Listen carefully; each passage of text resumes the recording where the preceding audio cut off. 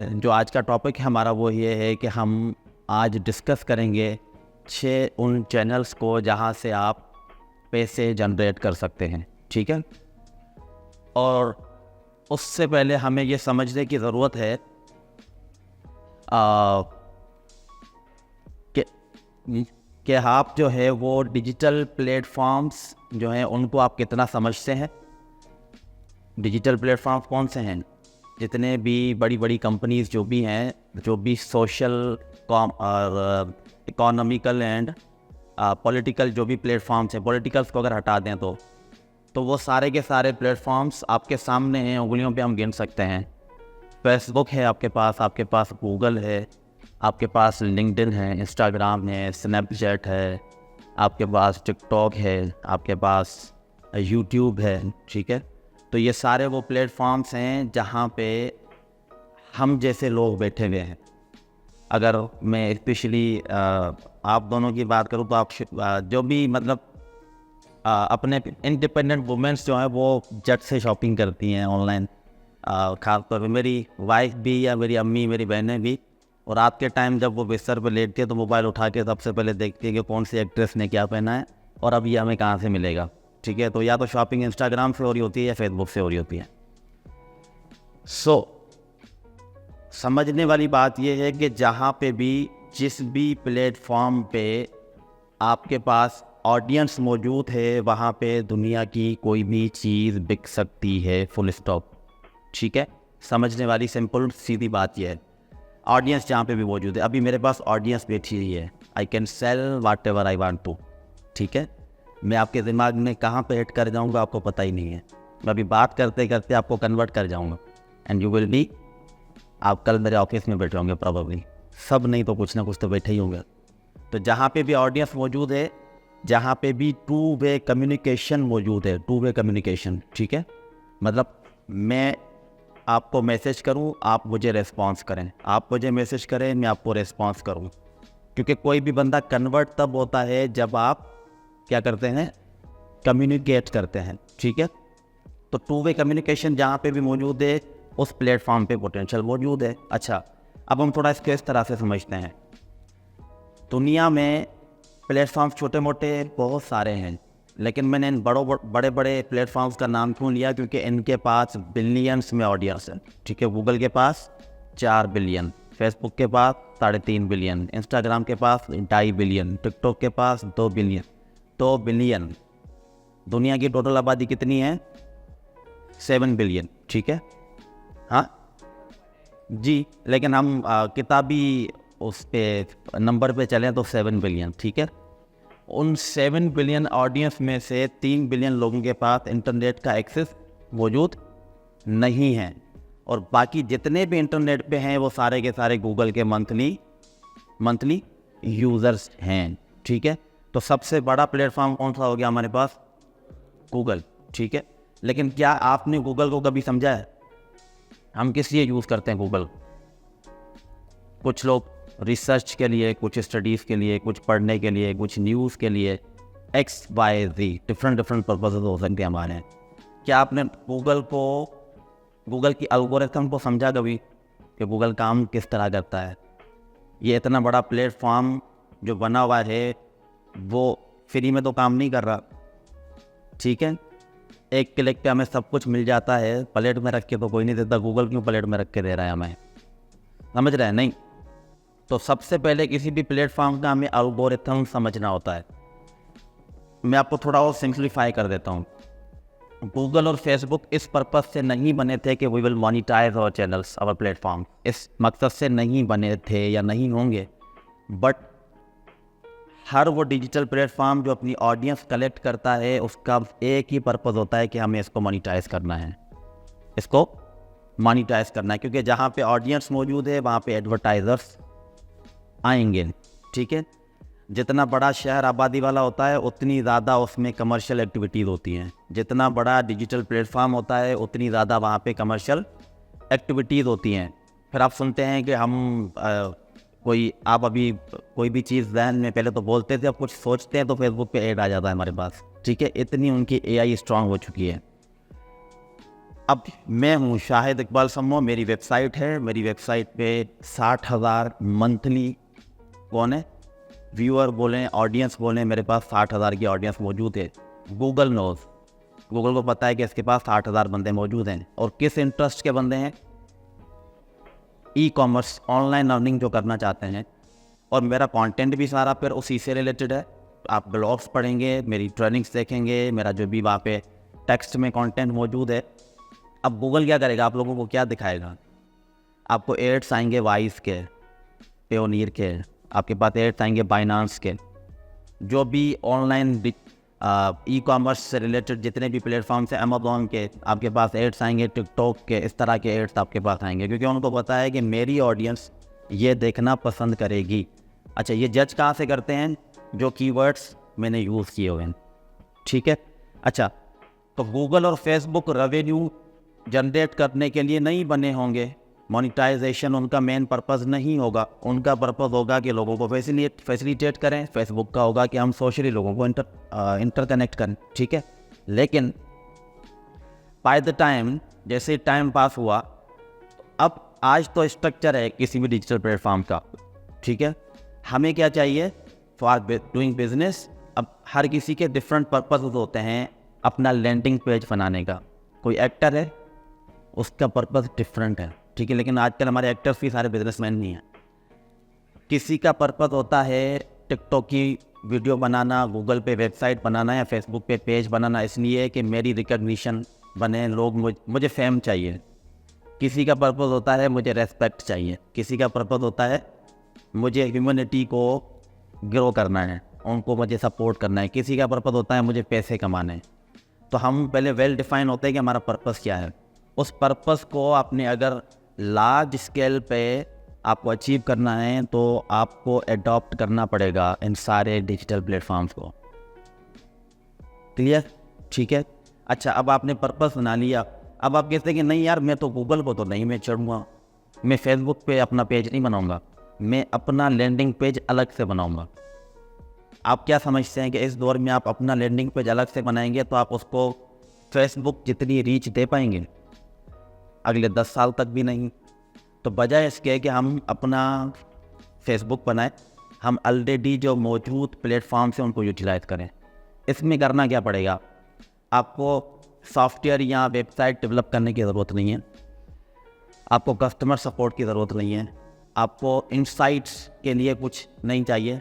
Facebook आपको insights भी देता है, फेसबुक आपको सारे इंगेजिंग फीचर्स देता है। फेसबुक एक बना बनाया प्लेटफॉर्म है जहाँ पे ऑलरेडी रॉ ऑडियंस, जिसको मैं बोलूँ डिस्पोजेबल ऑडियंस, मौजूद पड़ी हुई है। You need to convert that audience into your community, ठीक है। अब आप किस तरह से अपनी ऑडियंस बनाते हैं? इंटरनेट पे है क्या? इंटरनेट पे क्या है? कर क्या रहे हो? इंटरनेट पे सिर्फ एक चीज़ है, content. Video content, text content, audio content, animated content. इसी से हम एंगेज करते हैं ना। वीडियो देखते हैं, ब्लॉग पढ़ते हैं, कोई पोस्ट पढ़ते हैं। अब फेसबुक, गूगल आपके पास मौजूद हैं, आपको सिर्फ क्या चाहिए? कंटेंट। अब वो कंटेंट हम किस तरह बनाएंगे? जो आपने शुरू में किया, क्या आपने अपनी ऑडियंस सेलेक्ट की, आपने अपना पर्पस पहले डिफाइन किया कि मुझे यहाँ पे फेमस होना है। फेमस होना है तो फिर मेरा दिल ये पुकारे आ जा, समझ रहे हैं?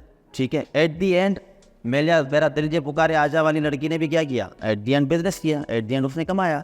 लेकिन उसका पहला पर्पस क्या था? मुझे फेमस होना है। अब फेमस होने के लिए लोग पता नहीं क्या नहीं करते, ठीक है। कुछ पॉजिटिवली इम्पैक्ट डालते हैं, कुछ नेगेटिवली डालते हैं, लेकिन लाहौर दा बाबा अख्तर लवा जानते उसको सभी हैं, रेस्पेक्ट करते हैं या नहीं करते, ठीक है।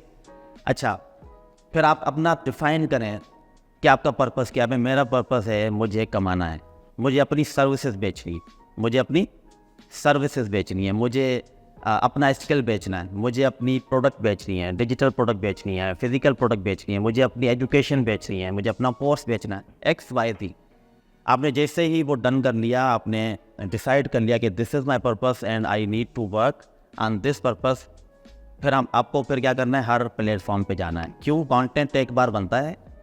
एक वीडियो बनाते हो आप, यूट्यूब पे लगा सकते हो, वही फेसबुक पे लगा सकते हो, वही लिंक्डइन पे, वही गूगल पे, अपने वेबसाइट के अंदर, वही आप रील्स में, शॉर्ट्स में, टिकटॉक वीडियोस में मतलब एक ही आपने कंटेंट बनाया, उसको हर जगह पे आप यूटिलाइज कर सकते हो और आपको करना भी चाहिए, क्योंकि हर जगह पे डिफरेंट ऑडियंस मौजूद है।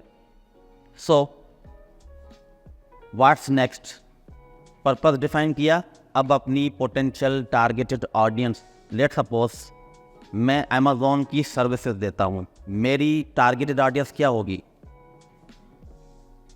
इन्वेस्टर्स जिनके पास पैसा मौजूद है, या वो सेलर्स जो ऑलरेडी अमेज़ॉन पे काम कर रहे हैं।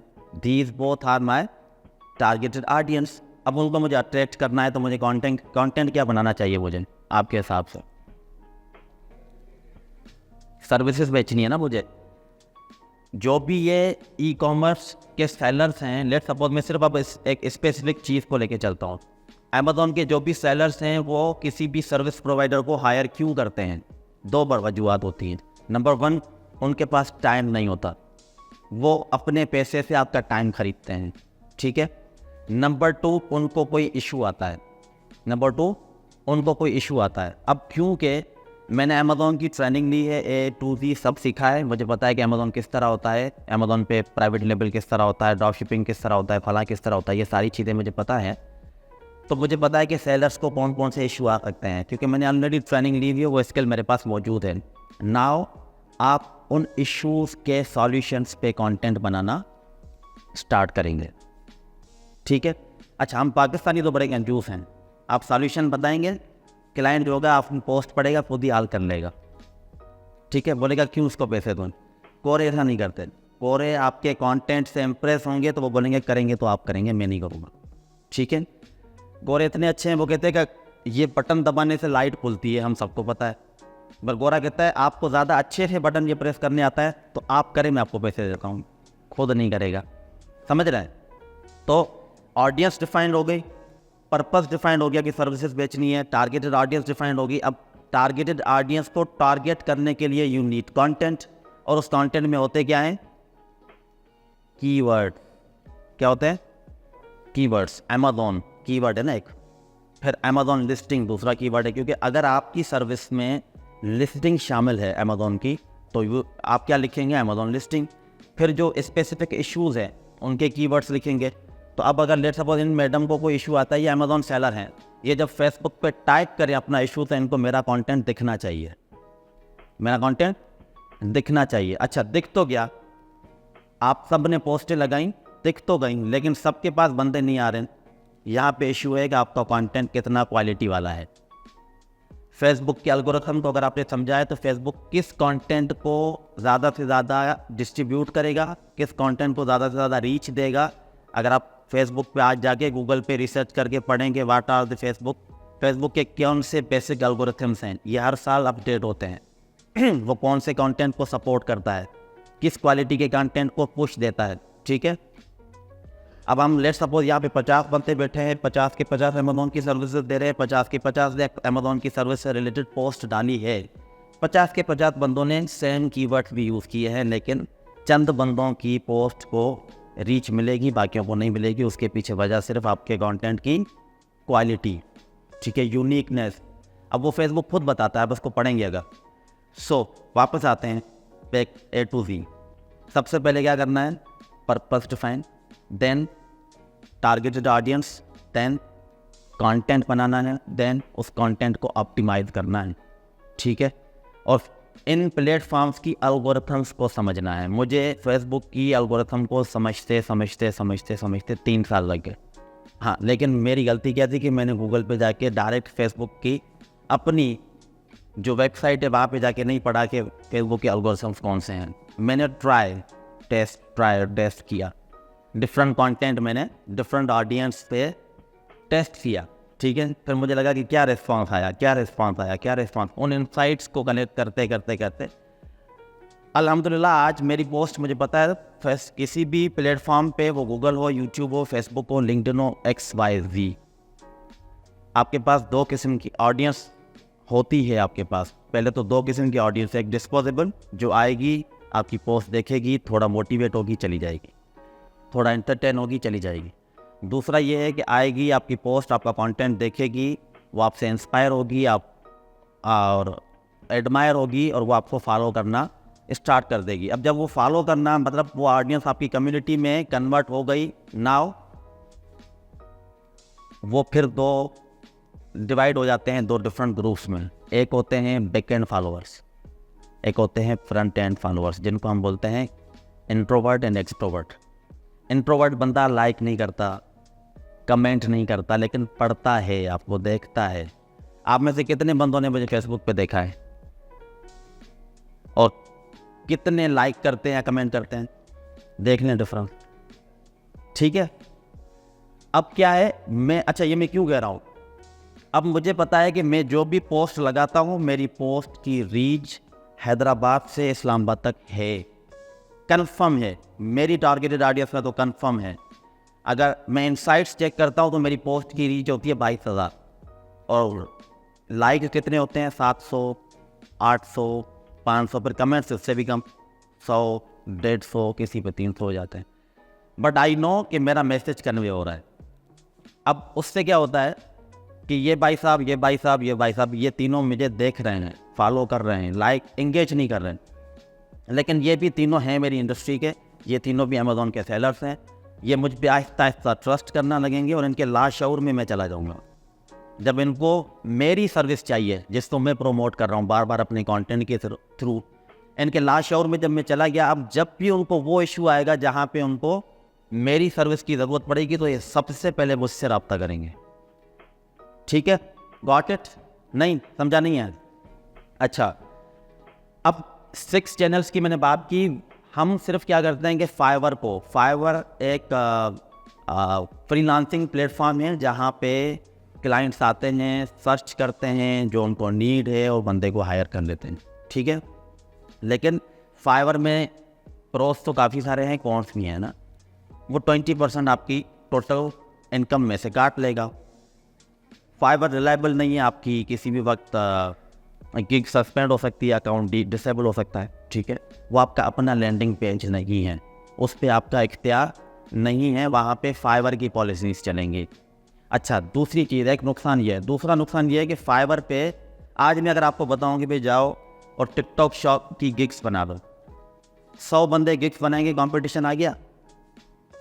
अब कंपटीशन में क्या होता है, 2 चीज़ें, या प्राइस कम रखी जाती है या क्वालिटी बढ़ा दी जाती है, समझ रहे हैं ना। अब 100 बंदे बनाएंगे तो यहाँ पे हो गया प्राइस वार। अब आप अपनी डिज़ायर्ड प्राइस पे क्लाइंट को ग्रैब नहीं कर सकते, क्योंकि आपको गिग पे वही प्राइस रखनी है जो बाकियों ने रखी है, अदरवाइज क्लाइंट आपको कंसीडर ही नहीं करेगा। तो इसलिए हम फाइवर को छोड़ के किधर जाते हैं, फेसबुक, लिंक्डइन, इंस्टाग्राम वगैरह वगैरह। क्यों? वहाँ पे लैंडिंग पेज हमारा है, वहाँ पे हमारा कॉम्पिटिटर कोई नहीं है। मेरी वेबसाइट पे मेरा कोई कॉम्पिटिटर होगा क्या? वो जब लैंडिंग पेज पे क्लाइंट उतरेगा आके मेरी वेबसाइट खोलेगा तो उसके बाद उसको मैं दिखूंगा, और वो अगर मेरे कंटेंट से इंस्पायर हो गया और वो मुझ पर ट्रस्ट करने लगा तो now I will quote whatever I want. मैं उसको वो प्राइस कोट करूँगा जो मैं करना चाहता हूँ। क्लियर? या मैं ज़्यादा बोल गया हूँ, यहाँ से गुजर रही हैं बातें, समझ आ रही हैं? अच्छा, अब सबसे पहले आपको लिंक्डइन का, फेसबुक का, गूगल का, इंस्टाग्राम का, ट्विटर का, इन सब के एल्गोरिथम्स क्या करने हैं, स्टडी करने हैं, समझना है। गूगल से पढ़ें, उनकी अपनी वेबसाइट से पढ़ें, यूट्यूब से डिफरेंट क्रिएटर्स ने इन पे बोला हुआ है उनको सुने, देन बताई गई टेक्निक्स को जो भी आपको मिलती है एट द एंड उन सबको यूटिलाइज करें, उन सबको एग्जीक्यूट करें। आपको आज से करना शुरू करेंगे, आपको 3 महीने बाद रिजल्ट आना शुरू होंगे। 3 महीने बाद रिजल्ट। सबसे पहले purpose define, then targeted audience, then content की तरफ जाना है। कंटेंट क्रिएशन आज के दौर में मसला है क्या? एआई के दौर में कंटेंट क्रिएशन मसला है क्या? बिल्कुल भी नहीं है, ठीक है। अच्छा, अब 6 चैनल्स की जो मैं बात कर रहा था, यहाँ पे 2 बातें आती है। नंबर 1, आपके पास एक स्किल है, एक इंडस्ट्री है, और आपके पास 6 प्लेटफॉर्म्स हैं डिफरेंट जहाँ से आप रेवेन्यू जनरेट करते हैं, ठीक है। लेट्स सपोज आज जहाँ पे मैं बैठा हूँ मेरे पास, मैं रेवेन्यू जनरेट करता हूँ लिंक्डइन से। हाई टिकट क्लाइंट्स आपको पता है कहाँ से मिलते हैं, जो ज़्यादा पैसे पे करते हैं? इंस्टाग्राम। फिर सेकंड नंबर पे लिंक्डइन। इंस्टाग्राम पे सारे रईस ज़्यादा होते हैं, गोरे ब्लू टिक वाले, ठीक है। अच्छा, मैं चलें इसको मैं आप थोड़ा और एलोबरेट थोड़ी देर बात करता हूँ। अच्छा, मैं जहाँ पे बैठा हूँ मैं अपवर्क से अर्न करता हूँ। फाइवर छोड़ दिया मैंने, 2.5 साल से 3 साल हो गए मैं फाइवर नहीं करता। वेबसाइट मेरी जो अपनी बनी हुई है उसकी SEO हुई है, वो रैंक्ड है मेरे कीवर्ड्स पे। जब कोई सर्च करता है मेरी वेबसाइट नज़र आती है, वहाँ पे मेरे पास क्लाइंट्स आते हैं। फेसबुक से सबसे ज़्यादा, ठीक है। फिर जो क्लाइंट मेरे पास रिपीटेटिव है वो व्हाट्सएप पे है। अच्छा, अब यूट्यूब पे कंटेंट डाला तो यूट्यूब के थ्रू लोग आना शुरू हो गए। हालांकि मेरी वीडियो एक बनी हुई है, लेट्स सपोज मेरी वीडियो बनी हुई है कि how to create UK company, how to register UK company from Pakistan, complete A to Z मैंने बताया था कि आप किस तरह बना सकते हैं, जिसके मार्केट में $200 चार्ज करते हैं लोग। मैंने वो फ्री ऑफ कॉस्ट, फिर भी वो लोग वो वीडियो देखने के बाद भी फिर आते हैं कि आप क्रिएट करके थे, हम आपको पे करते हैं। क्या है कि यूट्यूब से भी आपके पास हाई टिकट क्लाइंट आता है, 2 वे कम्युनिकेशन मौजूद है, उनके पास मेरी ईमेल है, मेरा लैंडिंग पेज है, मेरा व्हाट्सएप, हर चीज़ मेरी वहाँ पे है ना मौजूद, कमेंट भी कर सकते हैं।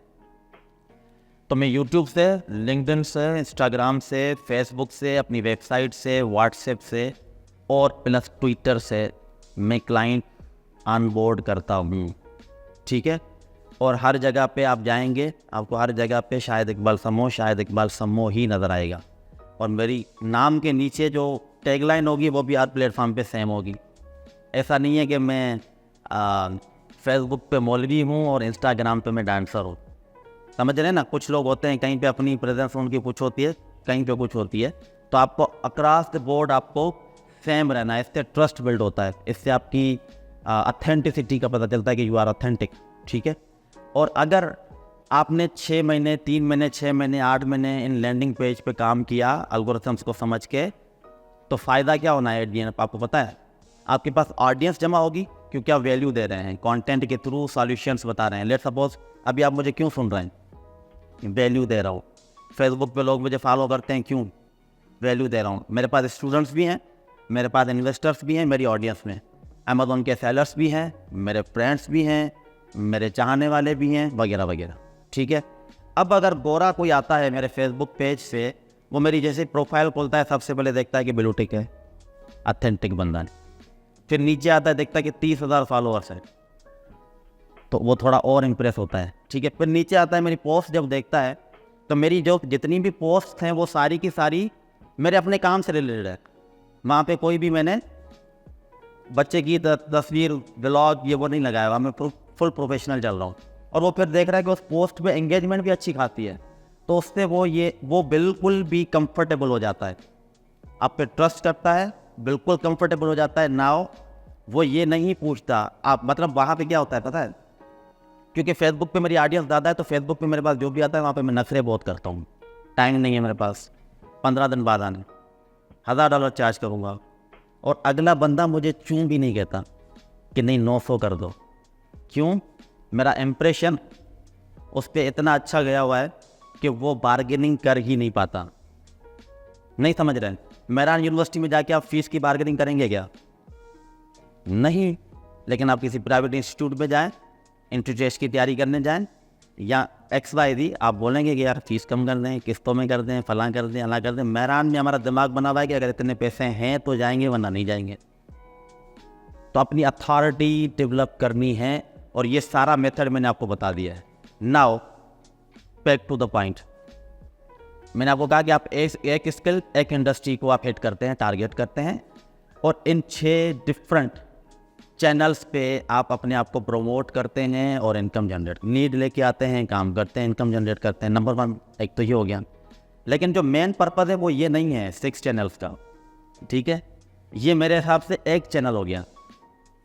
6 चैनल्स का मकसद मेरी नज़र से, मेरे हिसाब से ये है कि आप फ्रीलांसिंग से कमाएं, सर्विसेज बेच के, लेकिन आपकी 4-5 इनकम स्ट्रीम्स ऐसी हों जो टोटली ऑटोमेशन पे हों। मैंने YouTube की वीडियो बनाई, मैंने हर जगह डाल दी, मेरा YouTube मोनिटाइज्ड है, मेरा फेसबुक मोनिटाइज्ड है, ठीक है। मेरे YouTube से $150 अर्निंग आती है। अब 8,000 सब्सक्राइबर हुए हैं, तो ये $150 कितने बनते हैं, 50,000, $50,000, ओके, $50,000, $50,000 रुपये मेरे बन गए। कौन सी ऐसी जॉब है पाकिस्तान में प्राइवेट या 16th ग्रेड तक जो आपको 50,000 देती है? सरकारी 50 दे देगी, प्राइवेट तो नहीं देगी। 50,000 ये तो मेरे बन रहे हैं हर महीने, मेरी वीडियोस लगी हुई है, खुद ही बन रहे हैं। अच्छा सेम इधर आ जाएं तो $100 मेरे फेसबुक से भी बन रहे हैं बिना कुछ किए। फ़ायदा मुझे दो तरह से हो रहा है ना, एक तो मुझे प्लेटफॉर्म मोनिटाइज करके दे रहा है अपना कंटेंट, दूसरा उस कंटेंट से आप इंस्पायर होकर मेरे पास आते हो, मैं आपसे कंसल्टेशन फीस चार्ज करता हूँ, मैं आपको ट्रेनिंग्स की मद में लूटता हूँ, मेरे जो क्लाइंट्स आते हैं उनसे लीड पकड़ता हूँ, उनको काम करके देता हूँ, तो मेरे कितने काम आसान हो रहे हैं। अब चलो भाई फेसबुक और एक मेरा चैनल इनकम स्ट्रीम हो गई, कंटेंट मेरा वीडियो कंटेंट जो मोनिटाइज हो रहा है। नंबर 2, मैं ब्लॉग्स लिखता हूँ, ठीक है, अपनी वेबसाइट पे जो रैंक हुई भी है जिसमें यूएस और कनाडा और यूके की ऑडियंस है, वहाँ पे मैं जो ब्लॉग्स लिखता हूँ मेरे वो ब्लॉग्स मोनिटाइज्ड हैं गूगल एडसेंस। जितनी ऑडियंस आती है मेरे उधर से बनते हैं। अभी मेरी ऑडियंस 60,000 के करीब है, मेरे वही अगेन $100 के करीब बनते हैं। लेकिन अब आप तीनों को गिन लो, 100, 100 और 150 कितने हुए? $350 कितने होते हैं? 1,20,000 रुपये बिना कुछ किए बन गए बिना कुछ किए। अच्छा अब आता हूँ मैं अपनी मेन सर्विस पे, सर्विसेज का बिजनेस जो मैं सर्विसेज देता हूँ। हेलो,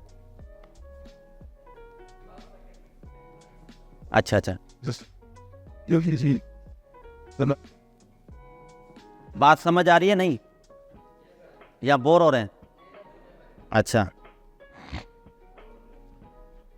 हेलो, अच्छा उसके अलावा फिर मेरी जो सर्विसेज का मेरा बिजनेस है, मेरी एजेंसी है, मेरे पास 53 एम्प्लॉयज़ हैं, कुछ मेरे साथ हैं, कुछ रिमोट हैं, कुछ इस्लामाबाद में हैं, कुछ सऊदी अरबिया में हैं, कुछ मेरे अपने साथ लेके आया हूँ। डॉक्टर साहिर गबोल है, इरफान है, अहमद इकबाल है। अहमद कितने है? ओ पीछे बैठा हुआ है। ये सारे मेरे इधर आपको 10-15 स्टूडेंट्स हैं, कुछ पीछे भी कुछ स्टूडेंट हैं। तो सर्विसेज का जो मेरा बिजनेस है वहाँ से मैं जनरेट करता हूँ मंथली $10,000 to $12,000 जो मेरा बनता है हिस्सा कंपनी में से। मेरी कंपनी है अमेजोनिक्स और मेरे पास जितने भी एम्प्लॉयज़ हैं वो मेरे पास परसेंटेज पे हैं, सैलरी पे नहीं है। प्रोजेक्ट होगा 50% उनका, 50% मेरा, ठीक है। मैंने क्या किया, अथॉरिटी बिल्ड की, लीड लेके आया अपनी पसंदीदा प्राइस पे, ठीक है। और वो जो क्लाइंट मेरे पास आता है वो सर नहीं खाता, उसको पता है कि यार आगे शायद भाई है, ट्रस्ट बिल्ड किया हुआ है। मैं अपने टीम मेंबर्स को देता हूँ, वो काम करते हैं, काम जब कंप्लीट होता है 50% उनका, 50% मेरा। एजेंसी का जो मंथली रेवेन्यू है वो $25,000 है लेट्स सपोज, लेकिन उसमें से जो मेरा कट बनता है, एफिलिएट कमीशन बोलें या जो मेरी इनकम है या जो मेरा हिस्सा है वो बनता है $10,000 से $12,000 माहाना। अब एक हो गया Google AdSense, number 2 YouTube and Facebook पे वीडियोस, नंबर 3 सर्विस एजेंसी। अब नंबर 4 पे आते हैं। नंबर 4 जो मैं करता हूँ काम, वो मैं करता हूँ ई कॉमर्स। अच्छा, गुड्स सेल करता हूँ अमेज़ॉन पे और अमेज़ॉन के ही दूसरे सेलर्स को सर्विसेज भी देता हूँ, ठीक है। अब मैं अमेज़ॉन पे मेरे 2-3 सेटअप हैं, होलसेल के 2 अकाउंट्स हैं यूएस में, एक प्राइवेट लेवल का है, लेकिन अमेज़ॉन से मेरी अर्निंग मंथली होगी $4,000, ठीक है, $4,000, इससे ज़्यादा नहीं होगी। लेकिन फिर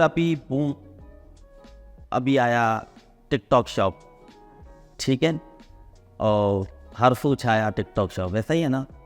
तो टिकटॉक शॉप जब आया है अभी, तो वहाँ पे सप्लाई कम है, डिमांड बहुत ज़्यादा है। टिकटॉक की ऑडियंस 2 बिलियन है, यूएस के अंदर सिर्फ 80 मिलियन से ज़्यादा ऑडियंस उसकी है। और वहाँ पे टिकटॉक पे क्या होता है,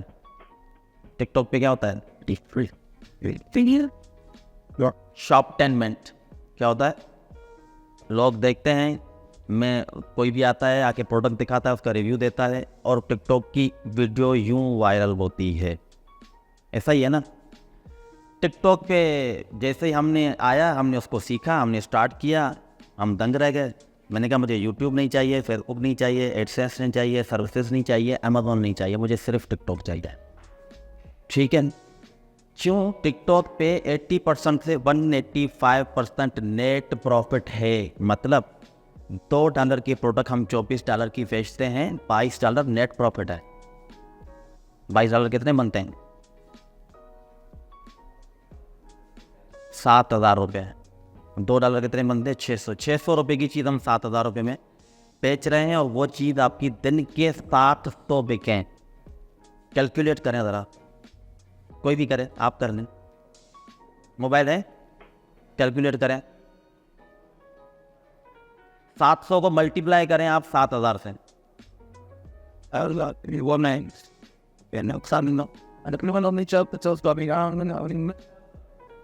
लाख। ऐसे मेरे 6 स्टोर हैं जो मंथली 50 लाख 45 लाख बनाते हैं, और कोई स्टोर 88 लाख 75 लाख बना रहा है महीने का। आप यकीन नहीं करेंगे, इसलिए मैं लैपटॉप भी लेके आया हूँ, मैं आपको दिखा देता हूँ, ठीक है। वो कहाँ है? लैपटॉप नहीं, ये नाराज़ हो जाएगा। मैकबुक कहाँ है? गाड़ी में पड़ा है। तो टिकटॉक शॉप आप सब लोगों को मैं सजेस्ट करूंगा कि आप इसको सीखें। 3.5 घंटे की ट्रेनिंग है मेरे पोर्टल पे www.shahidiqbalsammo.com, या मेरे यूट्यूब पे अगेन शाहिद इकबाल समो, उस पर आप प्ले लिस्ट है टिकटॉक शॉप की। 3.5 घंटे की ट्रेनिंग है, आप वो ट्रेनिंग देखें, और मेरा फेसबुक का ग्रुप ज्वाइन करें, लर्न ई कॉमर्स विथ अमेजोनिक्स, ठीक है। वहाँ पे आप वीडियो देखें, और जो क्वेश्चन जहन में आता है वो मेरे फेसबुक वाले ग्रुप में आप पूछें। हद में हद कितने दिन लगने चाहिए इनको सीखने के लिए? 1 दिन, और सही तरह से सीखने के लिए 15 दिन मोस्ट, मतलब मैं करूँगा ज़्यादा से ज़्यादा महीना। 1 महीने बाद आप इस काबिल हो जाएंगे कि आप 50,000 रुपया शुरू कर देंगे कमाना। अगर आप नहीं कमाते तो आप फिर नाअहल हैं। अगर आप नहीं कमाते टिकटॉक शॉप से 1 महीने बाद 50,000 रुपये, तो फिर आप ये सोचें ज़रा जाके कोने में रात को बिस्तर में कि यार मैं नाअहल हूँ। फिर आपसे नहीं होगा कुछ भी, क्योंकि इंटर क्लास का लड़का लाख रुपया महीना टिकटॉक शॉप से कमा रहा है। मैट्रिक क्लास का लड़का 80,000 रुपये लाख रुपया महीना टिकटॉक शॉप से कमा रहा है। बिलाल की क्या उम्र है? वो मैट्रिक पास लड़का है, पबजी का प्लेयर था, अभी टिकटॉक शॉप पे आया है। छोटा सा है बिल्कुल, मैं उसको अभी ये दाढ़ी मूछें कुछ भी नहीं है, ठीक है। अगर वो कर सकता है, वाई नॉट यू। अगर आप नहीं कर सकते तो फिर आप में फॉल्ट है, आपको फिर ढूंढना पड़ेगा कि मेरे साथ क्या मसला है, कोई दिमागी लोचा है, ठीक है, या मेरा डोपामिन जो है वो रिलीज ही नहीं होता है, ठीक है। आपको ई कॉमर्स करते हुए, फ्रीलांसिंग करते हुए आपका डोपामिन रिलीज होना चाहिए, आपको प्लेजर मिलना चाहिए, आपको एक्साइटमेंट होनी चाहिए। अगर नहीं होती, इट मीन्स आप नकारा हो चुके हैं, आप नकारा हो चुके हैं। क्योंकि अब आपका डोपामिन रिलीज होगा फिल्म देख के, गाना सुन के, दोस्तों के साथ आउटिंग करके, वरना तो होगा ही नहीं। कहानी सुनाता हूँ छोटी सी। साइंटिस्ट ने रिसर्च की, एक कबूतर था, उस कबूतर को पिंजरे में डाल दिया। 1 महीने तक उसको प्रैक्टिस ये दी कि उन्होंने लेफ़्ट साइड पे एक बटन रखा था, उस बटन को जैसे ही वो लेफ़्ट साइड वाले बटन को प्रेस करता था उसको खाना मिलता था। अच्छा, वो प्रेस करता था, खाना खा लेता था। 1 महीने तक उसकी ये प्रैक्टिस चलती रही। फिर साइंटिस्ट ने क्या किया कि पिंजरे के लेफ्ट साइड पे दूसरा बटन दिया। अब अगर वो उस बटन को खोलता है, दबाता है जैसे ही वो कबूतर, तो उसको कबूतर नहीं मिलती है। क्या मिलती है? फीमेल पार्टनर, ठीक है। उसने क्या किया, जब वो दबाया तो अब उसका क्या हुआ, खाने से डोपामिन उसका रिलीज नहीं हो रहा, एक्साइटमेंट थोड़ी कम हो गई, और इधर फीमेल पार्टनर से ज़्यादा हो गई। तो अब उसने क्या किया, लेफ्ट वाला बटन दबाना छोड़ दिया। अब वो रोज़ राइट वाला बटन दबाता था, क्योंकि उसको वहाँ पे ज़्यादा एक्साइटमेंट, ज़्यादा प्लेजर मिलता था, ज़्यादा खुशी होती थी, डोपामिन ज़्यादा रिलीज होता था।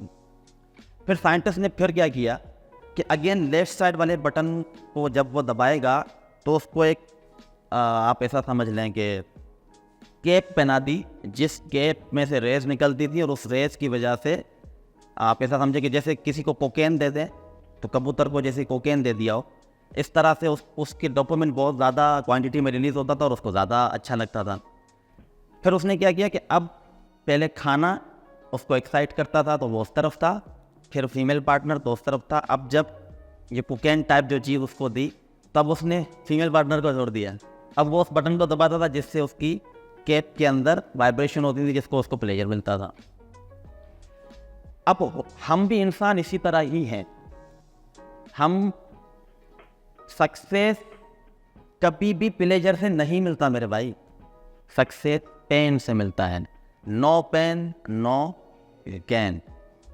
आज मैं आपके सामने बड़ा खुश बैठा हुआ हूँ, ठीक है, और हंसता मुस्कुराता, बड़ा रिलैक्स, बड़ा सेटिस्फाइड, बड़ा कॉन्फिडेंट। तो ये कॉन्फिडेंट, ये रिलैक्समेंट, ये कंफर्टेबल, ये सारी चीज़ें, जेब में पैसे हैं, मुझे पता है, मैं रिलैक्स हूँ, कॉन्फिडेंट हूँ। लेकिन यहाँ तक पहुँचने में मैंने कितना पेन बियर किया है, यू डोंट नो। समझ रहे हैं? अल्हम्दुलिल्लाह मैं महीने के अच्छे खासे कमाता हूँ, लेकिन आज भी मैं 18 घंटे काम करता हूँ। मामा ऐसा है, ऐसा है, ऐसा है। सुबह 7 बजे भी आप मुझे अपने ऑफिस में देखेंगे, सुबह 8 बजे भी आप मुझे अपने ऑफिस में देखेंगे। 8 बजे जाके सोता हूँ, 2 बजे उठ के अगेन ऑफिस, और फिर सारा दिन ऑफिस सुबह 7 बजे तक, ठीक है। तो आप और मुझे इसमें डोपामिन मेरा रिलीज होता है, मुझे अच्छा लगता है काम करके। मैं पिछले 3 साल से अपने किसी दोस्त से नहीं मिला हूँ, किसी गैदरिंग में। वो मेरे पास आ जाते हैं ऑफिस में, तो वो एक अलग चीज़ है, कहीं पे मिल गए कॉन्सिडेंटली। किसी रिलेटिव की शादी नहीं खाई मैंने, हाँ अलबत्ता कोई मर ना जाए तो फिर जाना पड़ता है, ठीक है। तो क्या किया कि मैंने ये मैं तो फिर भी 30 ईयर्स का हूँ ना, आप यंग एज पे हैं, आपके ये प्रोडक्टिव ईयर्स हैं। बना लें खुद को बना लें, बिकॉज मैं हर जगह पे कोट करता हूँ कि कोई भी इंसान का जो पोटेंशियल का ग्राफ है वो 18 साल के बाद ये अपवर्ड जाता है, और कहाँ जाकर रुकता है कोई बताएगा? 40 के बाद वो डिक्लाइन पे आता है। वजह क्या है? इसके पास साइंस ही वजह है। साइंटिफिक रीज़न ये है कि 40 साल तक हम जो सीना चौड़ा करके और कहा भाई क्या है, ऐसे कैसे बोला मुझे, ऐसे क्यों देख रही हैं आप मुझे, उससे लड़ पड़ा बंदा जो है चंगेज़ खान और शेरबाज खान बन के घूम रहा होता है। उसके पीछे वजह होती है आपकी माँ का दूध जो आपने पिया होता है। 40 साल बाद क्या होता है? फिर जो हमने 40 साल में अपने अंदर फीड किया होता है। तो मेरी तो मूँछों में अभी वाइट बाल आ गए 30 ईयर्स की एज में। क्या भाई आपकी क्या एज होगी? 43, ऑलमोस्ट आपके बाल दाढ़ी सफ़ेद हो गए, ठीक है। तो आपकी पोटेंशियल का ग्राफ नीचे जाता है, क्योंकि हम क्या खाते हैं? अडल्ट्रेटेड फूड और junk food, pizza, burger, ginger burger की पैदावार हैं हम, ठीक है। तो व्हाट डू यू थिंक कि आप अपने बाबा दादा की तरह 90 साल तक आप चलते रहेंगे क्या? सवाल ही पैदा नहीं है। एवरेज लाइफ ही 50 साल हो गई है, एवरेज लाइफ ही 50 से 55 साल हो गई है। तो आपको 40 के बाद डेक्लाइन आएगा और 50 के बाद आपकी यूँ हो जाएंगे। और क्या पता किसी को, अगर किसी खाते पीते घराने से नहीं है तो वो लकड़ी पे भी आ सकता है, इसके क्या बोलते हैं उसको। तो 40 साल मैक्सिमम पोटेंशियल। तो आपके पास कितने, सब गिन लो। आपकी क्या एज है? जी 18। आपके पास 22 साल बाकी हैं। आपकी क्या एज है madam? I get girls and now it means babe. It's all about अच्छा, पर इनको छोड़ दें, इनसे पूछते हैं एज क्या। अब मुबशर आपकी क्या एज है? 25। 15 साल इनके पास हैं। अब 15 साल के अंदर इनको he must achieve 10 out of 10 in his life. अब हमारी लाइफ के अंदर 10 आउट ऑफ 10 क्या होता है? मैंने आज पोस्ट भी लगाई थी। क्या होता है हमारी लाइफ? आपकी लाइफ में 10 आउट ऑफ 10 क्या है? कोई बता सकता है? किसी के लिए, आपके लिए 10 आउट ऑफ 10 क्या है? किसी को पता ही नहीं है जी। Yes, and what is that? जो मेरे गोल थे, जो मैं कौन से गोल्स हैं आपके? जो मैंने अनाउंस, ठीक है, दिस इज कैरियर गोल, ठीक है। तो 10 आउट ऑफ 10 क्या है? कि आपके जो गोल्स हैं उनको अचीव करना। फाइनेंशियल गोल होता है, कैरियर गोल होता है, फैमिली गोल होता है, हेल्थ गोल होता है, लेकिन 3 इंपॉर्टेंट है, फैमिली, फाइनेंशियल है, कैरियर गोल। मुबशर 25 साल का है, इसको 40 साल तक ये तीनों क्या करने हैं? अचीव करने हैं। नाउ रिपीट करता हूँ, जिन्होंने पोस्ट पढ़ी है उनके लिए रिपीट होगा, बाकी उनके लिए सब मिलके बोलिएगा। 8 + 2 कितने हुए? 10। 5 × 2 9 + 1 20 / 2 10। अब मैं ये इक्वेशंस चेंज करता रहूं तो कितनी इक्वेशंस होंगी जिससे 10 बनेगा? इन्फिनिटी कह सकते हैं या अनलिमिटेड कह सकते हैं। Then why you are following only 5 + 5? फिर आप क्यों फॉलो कर रहे हैं 8 + 2? क्योंकि शायद 8 + 2 फॉलो कर रहे हैं और आपका 8 + 2 से 10 नहीं आता तो आप बोलते यार मेरा नहीं बनेगा। Then you are wrong. आपको अपना 10 आउट ऑफ 10 अचीव करने के लिए अपना वे खुद बनाना पड़ेगा। आपके पास एज कितनी है? आपकी 15 साल हैं। 10 आउट ऑफ 10 अचीव करना है। ये सारे रास्ते हैं, मुझे अपना रास्ता इख्तियार करना है, चल पड़ना है, क्योंकि 40 साल बाद न मेरी फिज़िकल न मेंटल हेल्थ बोलें, कंडीशन बोलें, वो नहीं रहनी, फुल स्टॉप। ठीक है। साइंस कहती है, बायोकेमिस्ट्री का स्टूडेंट हूँ मैं, जो अभी मैंने बात की कि 40 साल तक आप अपनी मदर फीड पे चलते हैं, उसके बाद आप जो खाते हैं पूरी ज़िंदगी भर अपने 40 साल तक, उसके बाद आप उस पे जीते हैं। तो आप देख लें, रिसर्च कर लें या सर्वे पढ़ लें कोई, कि पाकिस्तान के अंदर 40 से अबव लोगों का क्या हाल है, आपको पता चल जाएगा। ठीक है। अगर वो फिज़िकली फिर भी थोड़ा बहुत फिट होंगे तो वो मेंटली फिट नहीं होंगे। जिम्मेदारी होगी, बीवी बच्चे होंगे, दुनियादारी होगी, जो आप हज़ार चीज़ें आ जाती हैं। ठीक है। तो अभी आपके पास ये प्रोडक्टिव ईयर्स हैं। डिजिटल प्लेटफॉर्म्स की पावर को समझें। जब एक बार आप अपने लैंडिंग पेज को कंट्रोल करना शुरू कर देंगे ना, ये लैंडिंग पेजेस मैंने आपको बताए हैं, फेसबुक, गूगल, यूट्यूब वगैरह वेबसाइट, करना क्या है? कंटेंट बनाना है, दैट्स इट। ठीक है। ये आपका लैंडिंग पेज बन जाएगा और उस लैंडिंग पेज पे जब आपकी अथॉरिटी आ जाएगी, इवन 5000 फॉलोअर ही क्यों ना हो जो आपको फॉलो करते हो, जब आप उसको कंट्रोल करना शुरू करेंगे ना, देन आपको समझ आएगा कि सोशल मीडिया का या किसी भी इस प्लेटफॉर्म का पावर क्या है, लोग गूगल पे या फेसबुक पे क्यों मरते हैं, क्या करते हैं। आपने कुछ ये लड़कियां तो शायद मेरे मीटअप में पहली बार ही बैठी हैं, ये शायद ये सिस्टर्स पहले हों बैठी हुई, लड़के भी काफ़ी सारे न्यू हैं। तो बात क्या कर रहा था मैं?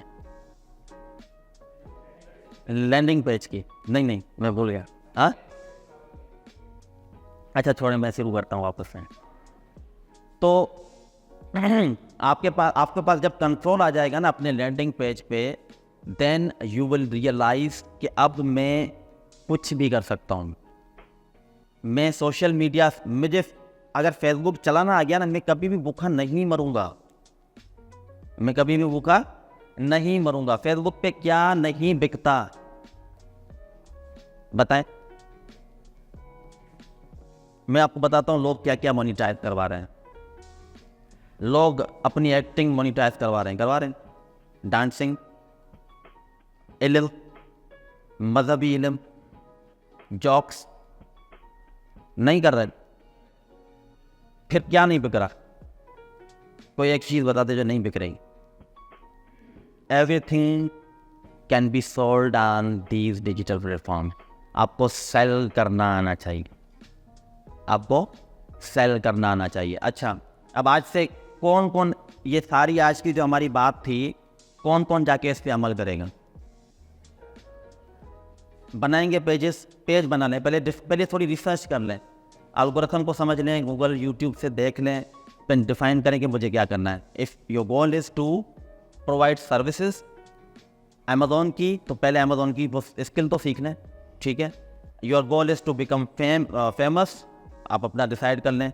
फिर आपको पता है कि भाई मुझे फेमस होना है, लेकिन अपना आर्ट दिखा के, आर्ट वर्क, तो आपकी टारगेटेड ऑडियंस वो होगी जो आर्ट में इंटरेस्टेड होगी। ठीक है। फिर कीवर्ड्स की गेम में समझाता हूँ थोड़ा। वो लोग आप तक जो आर्ट में इंटरेस्टेड होंगे वो आप तक पहुँचेंगे कब? जब आप कॉमन कीवर्ड्स जानती हो। एक तो होते हैं फॉर्मल कीवर्ड्स डिक्शनरीज में, एक कॉमन कीवर्ड्स होते हैं जो किसी भी खित्ते, किसी भी एरिया या किसी भी स्पेसिफिक इंडस्ट्री, किसी भी स्पेसिफिक डोमेन के अंदर यूज़ होती हैं। ठीक है। मतलब हम डॉलर को डॉलर बोलते हैं, अंग्रेज क्या बोलते हैं? बक्स, ठीक है। अब अगर आपको यूएस की ऑडियंस को हिट करना है तो आपको बक्स यूज़ करना पड़ेगा, समझ रहे हैं? तो कॉमन वर्ड, किसी भी पर्टिकुलर एरिया के कॉमन वर्ड्स, ये कीवर्ड्स अपने कंटेंट में यूज़ करेंगे और देन अच्छा, ऐसा नहीं है कि आपके पास रिजल्ट्स यूँ आ जाएंगे। जब आप एग्जीक्यूट करेंगे इन सारी चीज़ों को तो आपको बहुत सारी मुश्किलात भी आएंगी। आप काफ़ी बार आपको डीमोटिवेशन वाली लाइन आ जाएगी कि यार बस नहीं होगा, शायद भाई ने खाली दिमाग ख़राब किया, मैं 3 महीने से लगा हूँ, मुझे तो लाइक ही नहीं आता, मुझे तो फॉलो ही नहीं आता, ठीक है। उसका एक ट्रिप दे देता हूँ मैं आपको। ऐसा नहीं है कि मैं पेज बनाऊंगा आज और उस पर पोस्टें लगाना शुरू कर दूंगा, लोग आहिस्ता आहिस्ता आके आके चपकना शुरू हो जाएंगे, फॉलो करना शुरू करेंगे। नो, ऑलरेडी मौजूद कम्युनिटीज से आपको ऑडियंस पकड़ के अपने लैंडिंग पेज पे लानी पड़ेगी, ठीक है। और वो कम्युनिटीज़ कौन सी हैं? फेसबुक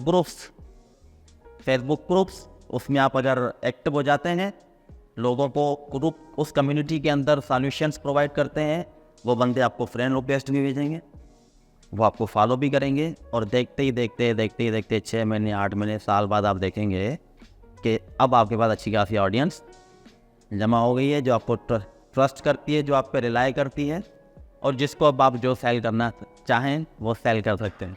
लेकिन फिर सेल करने का तरीका आना चाहिए। ऐसा ना दिखे कि मैं सेल कर रहा हूँ, ऐसा ना दिखे कि मैं सेल कर रहा हूँ, समझ रहे? नहीं, cell without selling.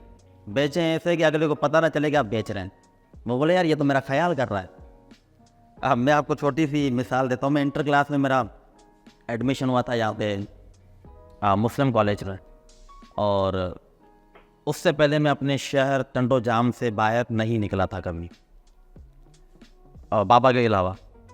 First time दोस्तों के साथ चले गए हम, और मुस्लिम कॉलेज पहुँचे, फ़ीस जमा करवाई, फिर यूनिवर्सल से हमने ड्रेस वगैरह ली।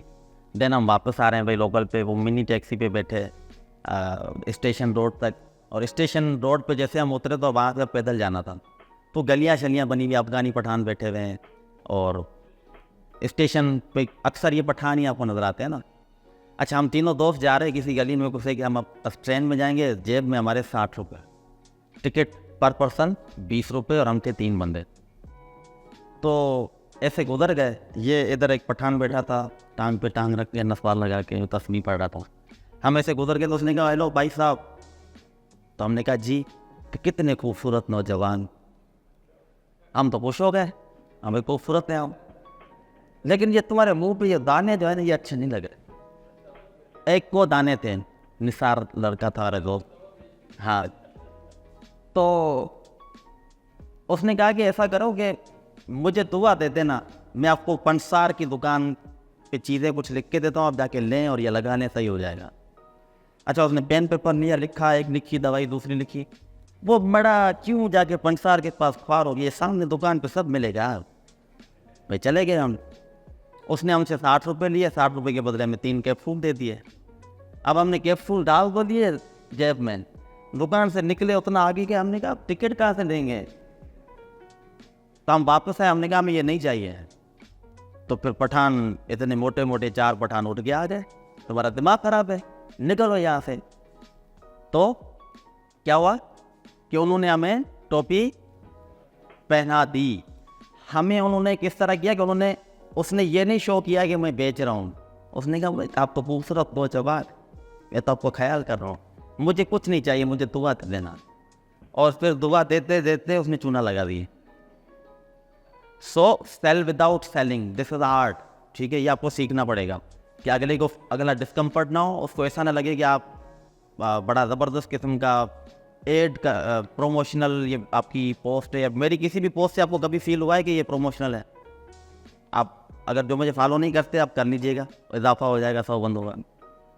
आप जाके मेरी पोस्ट पढ़िएगा, मेरी पोस्ट से आपको कभी भी ऐसा नहीं लगेगा कि मैं कुछ सेल कर रहा हूँ, लेकिन फिर भी आप मुझसे लेंगे। अब यहाँ बैठे हुए चलो अंदाज़ा लगाते 100 लोग हैं, जो मेरे रिस्पॉन्स हैं उनको छोड़ दो, बाकी जो है उनमें से कितने मुझसे इम्प्रेस हुए? टू बी वेरी ऑनेस्ट, हुए? विल यू बी जी क्या आप मुझसे दोबारा मिलना चाहेंगे इसी तरह किसी गैदरिंग में बात करते हुए? ठीक है। और अगर मैं ना मिलूँ तो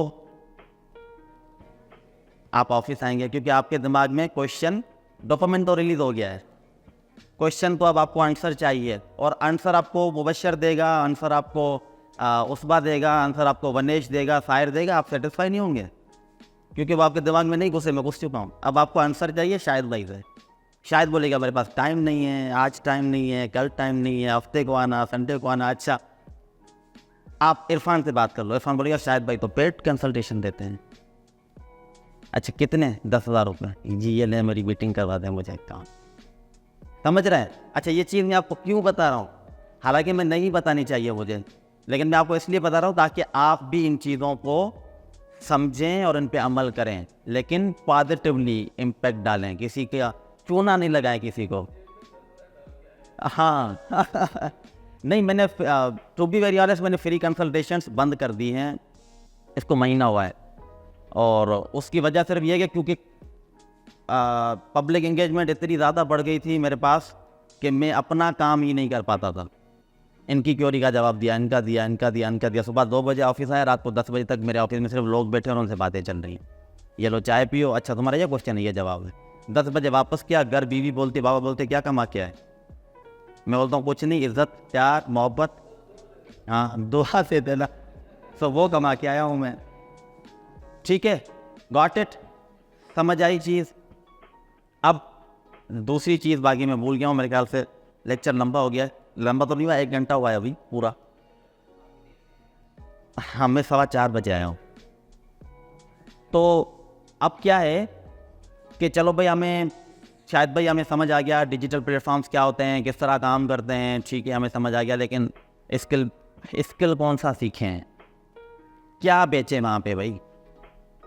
तो कुछ अच्छे, एक तो मैंने आपको बता दिया टिकटॉक शॉप, ठीक है, इन्वेस्टमेंट है खुद बिजनेस करो, इन्वेस्टमेंट नहीं है दूसरों को करके दो। काफा भाई को पकड़ लो, बोलो काफा भाई आप पैसे वाले हैं, 10 लाख दें, लगाता हूँ, आधे आपके आधे मेरे प्रॉफिट में से, ठीक है मुझे दे देंगे, मैं अभी इनसे मांगूंगा, दे देंगे, प्रॉमिस, ठीक है, क्योंकि वो उनको मैं रिजल्ट दिखा चुका हूँ। तो टिकटॉक शॉप सीख लें, मोस्ट ट्रेंडिंग ई कॉमर्स की दुनिया में अभी सबसे ज़्यादा ट्रेंडिंग में है, और इन्वेस्टर पागल हुए हुए हैं कि हमें हमारे पैसे इधर लगने चाहिए, क्योंकि इतने अमेजिंग रिजल्ट्स हैं, इतना अमेजिंग प्रॉफिट जनरेट हो रहा है। 185%, चलो उसको छोड़ दो, 80% प्रॉफिट। आप क्या समझते हैं? मतलब 3 लाख पे $1,000 पे $1,200, 3 लाख पे 4 लाख रुपए, 3 लाख पे 4 लाख रुपए लगाएं तो उधर ठेला 3 लाख का, महीने में क्या मिलेगा? 20,000। यहाँ पे क्या मिलता है? दिन का 80%, दिन का, एक दिन का। आज मैं इसको अभी रास्ते में गाड़ी में दिखा रहा था एक अकाउंट जिसपे आज की सेल्स $17,000 है, और मेरा उस पर नेट प्रॉफिट 50% है। 17 का आधा कितना है? 17 का आधा कितना है? 8.5, सॉरी 9, 8.5 हो गया ना, 8,500 को PKR में करें, 80 का 24 लाख, 25 लाख रुपए एक दिन के बने हैं, मिलेंगे महीने बाद लेकिन बन गए हैं। तो टिकटॉक शॉप सबसे अच्छा है, 3.5 घंटे की ट्रेनिंग है, और कबूतर नहीं बने आप, ठीक है, और अपनी प्रायोरिटीज़ को चेंज करें, अपनी हैबिट्स या जिनके आप एडिक्ट हो चुके हैं, अपने डोपामिन को समझाएं कि यहाँ रिलीज़ नहीं होना, यहाँ होना है, ठीक है। मैं मोटिवेशनल भाषण देके जाऊँगा, मोटिवेट हो जाएंगे, कल डीमोटिवेट हो जाएंगे। बेहतर है कि आप खुद को खुद मोटिवेट करें, वेल डिफाइंड डिसीशंस से। अच्छा, मैंने आपको ये भी समझा दिया कि प्लेटफॉर्म किस तरह काम करते हैं, मैंने आपको ये भी समझा दिया कि आपके पास उम्र टाइम कितना है अपने गोल्स को अचीव करने के लिए, और मैंने आपको काफ़ी सारी चीज़ें समझाई। अब स्किल्स की बात करें तो सबसे पहले टिकटॉक शॉप मेरे पोर्टल पे आपको मिल जाएगा। नंबर 2, फेसबुक मोनेटाइजेशन आपको मेरे पोर्टल पे मिल जाएगी। दराज बहुत अच्छा है, लेडीज़ खास तौर पे अगर घर से करना चाहती हैं, कम इन्वेस्टमेंट से 50,000 से भी आप दराज पे सेलिंग स्टार्ट कर सकते हैं। दराज का ये बैठा हुआ है लड़का या लेडी कर रहा है उस पर दराज पे काम। उसके अलावा जो ट्रेंडिंग स्किल्स हैं उनमें डिजिटल मार्केटिंग ज़ोर शोर है। डिजिटल मार्केटिंग वो बोलते हैं ना, अमर है, अमर, ठीक है, न मरने वाला भूत है वो।